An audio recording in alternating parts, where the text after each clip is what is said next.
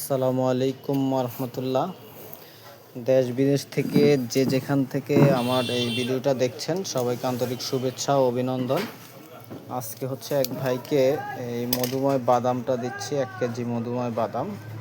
আমি সবাইকে বলি যাদের একটু সামর্থ্য আছে তারা এই মধুময় বাদামটা খাওয়ার জন্য। মধুময় বাদামটা ন্যাচারাল, এটা খুব ভালো কাজ করে।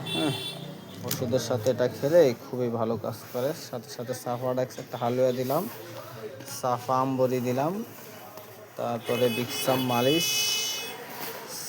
সাফাজিন 100 মিলি একটা দিলাম, সিনজিন 100 মিলি একটা।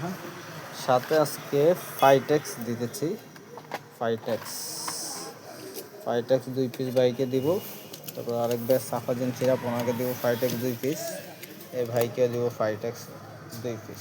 উনি হচ্ছে আমার রিপিট কাস্টমার, আগে নিচ্ছে, এখন আবার 2টা আমবড়ি নিচ্ছে। তো এই ওষুধগুলো আমি সবাইকে বলি যে আপনি এগুলো প্রত্যেক দিন খাবেন না, এগুলো মাঝে মাঝে খাবেন। যত কম খাওয়া যায় ওষুধ, বেশি আপনারা যে এক্সারসাইজ, তারপর আমি কিছু ভিডিও ডিসক্রিপশনে কিছু লেখা দিয়ে থাকি, ওগুলো ফলো করবেন। ইনশাল্লাহ এই ওয়ান টাইম চিকিৎসা আপনার হয়ে যাবে পার্মানেন্ট চিকিৎসা, যদি আপনি ওইভাবে চলতে পারেন আল্লাহর রহমতে।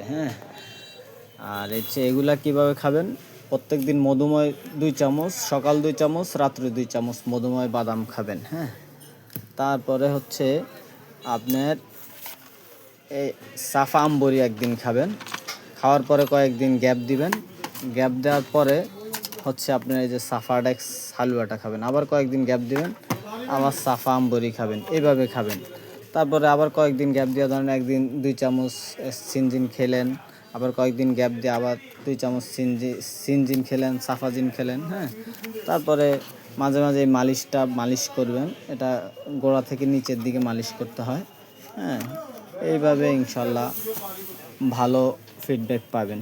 তবে ওষুধ থেকে সবসময় আমি বলি ওষুধ থেকে বেশি প্রায়োরিটি দিবেন না, বেশি প্রায়োরিটি দিবেন ব্যায়াম, তারপরে কিছু নিয়ম কানুন আছে ওইগুলো ফলো করবেন।